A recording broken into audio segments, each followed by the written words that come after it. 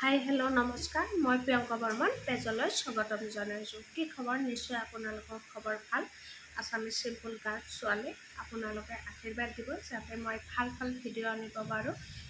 মই বেছিভাগ আমাৰ আগৰ যুগটোৰ মানে কিছুমান কথা বুজোঁ বা এতিয়াও চলি আছে, এইবিলাক কণ্টেইনাৰ কৰোঁ আৰু ভিডিঅ'বিলাক ভাল লাগিলে লাইক কমেণ্ট এটা কৰিব। আছামিজ চিম্পল গাৰ্ল ছোৱালী। ঠিক আছে, খেতি পথাৰৰ কাহিনী ক'ম। যেতিয়া বহাগ আৰু জেঠ মাহত খেতি লগাই মানুহে শালি ধান আৰু বাও ধানৰ খেতি। যেতিয়া আহাৰ মাহত শাওণৰ হাত লাগে, হাত লগাৰ পিছত মানে কি নলবাৰী অঞ্চলত আমতি চোৱা বুলি কয়।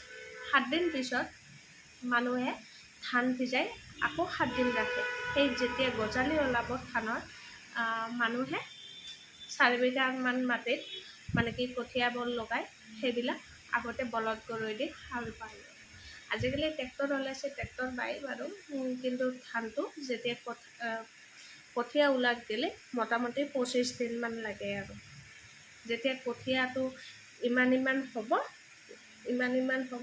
তেতিয়া পথাৰত লগোৱা। সেই চেম পদ্ধতিৰে পথাৰত হাল গৰু থকাবিলাকে গৰুৱেদি হাল বায় আৰু গৰু নোহোৱাবিলাকে ট্ৰেক্টৰেদি হাল বায়।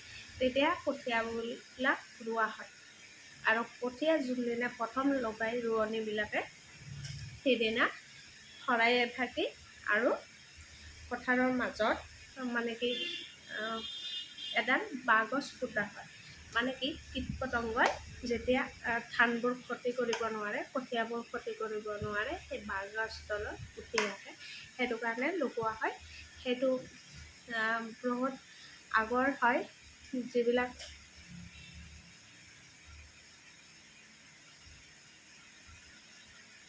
যিবিলাক প্ৰাকৃতিক নিয়ম সেইবিলাক মানুহে আগৰ কৰে, মানে কি আগৰ মানুহবিলাকে এইবিলাক কৰে। আজিকালি মানুহে নকৰে, সেইটো ব্যক্তিগত কথা।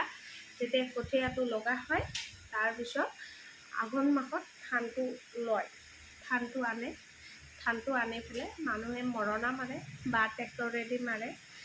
আজিকালি ট্ৰেক্টৰেদিয়ে মাৰে, গৰুদিনো ক'ত মাৰিব। মানুহবিলাকে আগৰ দিনৰ মানুহে বহুত কষ্ট কৰিছিল, সুস্থ সবল এটা দেহা লৈ জীয়াই আছিল। আগৰ দিনৰ মানুহে কোনো বজাৰত চব্জি খোৱা নাছিল, চব নিজে খেতি কৰি গোবৰ সাৰেদি লৈছিল। আজিকালি চব মানুহে মানে কি সাৰ দিয়া বস্তু খাব লগাইছে, চব্জিয়ে হওক বা যিকোনো বস্তু। সেইটো কাৰণে মানুহৰ বেমাৰ আজাৰ বহুত হৈছিল, কিন্তু আগৰ দিনৰ মানুহৰ ইমান বেমাৰ হোৱা নাছিল, কাৰণ সিহঁতে সতেজ চব্জি খাইছে, সেইটো কাৰণে বেমাৰ আজাৰ হোৱা নাছিল। কিন্তু আজিকালি মানুহৰ মেক্সিমাম মানুহৰ আজিকালি বেমাৰ এটা এইটোৱে হৈছে কেঞ্চাৰ ৰোগটো এনেকুৱা হয়, গুটখা খোৱা মানুহ এটাৰো হ'ব পাৰে, গুটখা নোখোৱা মানুহৰ মানে কি একো নোখোৱা মানুহটোৰো হ'ব পাৰে। এইটো যে কোনোবাই কিবা খালেও হৈ যাব পাৰে, একো হেৰি নহয়। এইটো আজিকালি মেক্সিমাম মানুহৰ হৈছে। কিন্তু আমাৰ নৱপ্ৰজন্মই এটাই মই ক'ব বিচাৰোঁ, আপোনালোকে যিখিনিতে বস্তু লগাই, ঘৰত গোবৰ সাৰ দি লগাই বা পুখুৰী এটা খান্দিব পাৰে, তাতে লোকেল মাছ মানে কি গছৰ পাত দিলে বা ঘাঁহ দিলে, সতেজ বস্তু এটা যদি খাব বিচাৰে, আপোনালোকে অলপ খেতি কৰাটো বিশেষ প্ৰয়োজন। কাৰণ আজিকালি বজাৰত বস্তু এটা আনিব যাব, প্ৰথম দিনা ইমান ধুনীয়া বস্তুটো, পিছদিনাখন আনিব, ফ্ৰিজত ৰাখিব, বিজল টাইপৰ হ'ব, ছাইডত ৰাখিব, বিজল টাইপৰ হ'ব। সতেজ বস্তু ক'ত খাব পাৰি মানুহে? আগতে মানুহে আলু খেতি কৰিছিল, আজিকালি বজাৰৰ মূল্য আলু 50 টকা হৈ গ'ল, পিঁয়াজৰ মূল্য 60-70 টকা। কিন্তু আজিকালি মানুহে কোনটো সতেজ চব্জি খাইছে সেইটো কথা। আৰু মেক্সিমাম আজিকালি নৱপ্ৰজন্মই মানে কি কথা পাতিবও নাজানে মানুহৰ লগত, কিন্তু কিছুমান ঘৰুৱা শিক্ষা মষ্ট ইম্পৰ্টেণ্ট। মই প্ৰতিটো ভিডিঅ'ত কওঁ, মানুহে লিখা পঢ়া শিক্ষাটো মষ্ট ইম্পৰ্টেণ্ট নহয়, মানুহৰ ঘৰুৱা শিক্ষাটো মষ্ট ইম্পৰ্টেণ্ট। প্ৰতিটো ভিডিঅ'তে কওঁ, যাতে নৱপ্ৰজন্মই উঠি অহাখিনি যাতে ভালকৈ মানুহৰ লগত কথা বতৰা ব্যৱহাৰ ভাল কৰিব পাৰে। সেইটো কাৰণে প্ৰতিটো যিটো মই কণ্টেইনাৰে নবনাওঁ কিয়, কিন্তু সদায় ভাল এনচাৰ দি আহিছোঁ, যাতে ভৱিষ্যতে ভাল মানুহ এজন গঢ়ি তুলিব পাৰে। সি লগা হ'লে প্ৰাইভেট জব এটাই কৰক বা চৰকাৰী জব এটাই কৰক, কোনো কমন চেঞ্চ নাই। মানে যিকোনো জব এটা কৰিলে মানে কি মানুহক যাতে হাঁহি মাতি কথা ক'ব জানে, সেইটোৰ ওপৰত তোমালোকে সৰুৰে পাই নজৰ ৰাখিবা।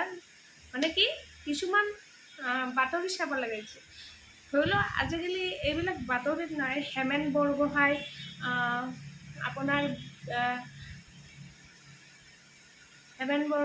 তাৰপিছত আপোনাৰ কিছুমান কনক সেন ডেকা আৰু কিছুমান সাহিত্যিক আছে, সিহঁতৰ ভিডিঅ'বিলাক আগতে আমি চাইছিলোঁ কাৰণে কিছুমান কথা বুজি পাওঁ। কিন্তু খেতিপথাৰৰ মাজেদি বেলেগ টপিক ওলালোঁ যাতে নৱপ্ৰজন্মখিনি এইখিনি কথা জানে বা বুজি পায়, ভাল হয়, সেইটোৱে আৰু।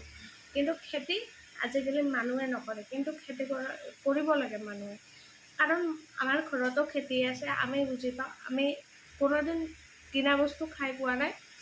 আমাৰ ঘৰৰে চাউল, ঘৰৰে চব্জি হয়, ঘৰৰে মাছ আছে, সেনেকুৱা আৰু।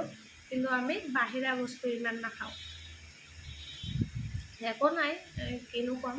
কিন্তু আগতে মানুহে মানে কি এইটোৱে সুস্থ সবল দেহা লৈ আছিল যাতে সকলোৱে ভালে আছিল। এতিয়া ৰাখিছোঁ, লাঞ্চ টাইম হ'বৰ টাইম হ'ল, 2:30 হ'বই আৰু। তাৰ মাজেদি আপোনালোকক এটা দুটা কণ্টেইনাৰ লৈ আহোঁ, ভিডিঅ' লৈ আহোঁ। আপোনালোকে ভাল পালে লাইক কমেণ্ট এটা কৰি দিব। আছামিজ ছোৱালী হিচাপে আগুৱাই যাব বিচাৰিছোঁ, আপোনালোকে ছাপোৰ্ট কৰিব। আপোনালোকৰ ছাপোৰ্ট নহ'লে মই কেতিয়াও আগুৱাই যাব নোৱাৰে। আপোনালোকে নিজৰ অকণমানি মানে জাগা দিয়ক যাতে অসমীয়া ছোৱালীটো আগুৱাই যাব পাৰোঁ। ছাপোৰ্ট কৰক এভৰিৱান। ভাল ভাল ভিডিঅ' লৈ আহিম, কণ্টেইনাৰ লৈ আহিম। মই শিকিব পাৰিম, লগতে আপোনালোকক শিকাব পাৰিম। কিছুমান ভাল ভাল ভিডিঅ' লৈ আহিম, কিছুমান নজনা কথা আপোনালোকক আছামিজ মাধ্যমেদি ক'ব চেষ্টা কৰিম। মই যেতিয়া সৰু আছিলোঁ, মোক তেতিয়া ইংলিছ মিডিয়ামত দিম বুলি ভাবিছিল। মই নিজে নপঢ়িলোঁ, কাৰণ মই অসমীয়া মিডিয়ামটো আজিকালি ইংলিছ মিডিয়াম হয় সেইটো, কিন্তু তাৰ মাজতে আমি যদি অসমীয়াটো প্ৰতিটো শব্দ যাতে ভালকৈ উচ্চাৰণ কৰিব পাৰোঁ, সেইটোৱে মষ্ট ইম্পৰ্টেণ্ট।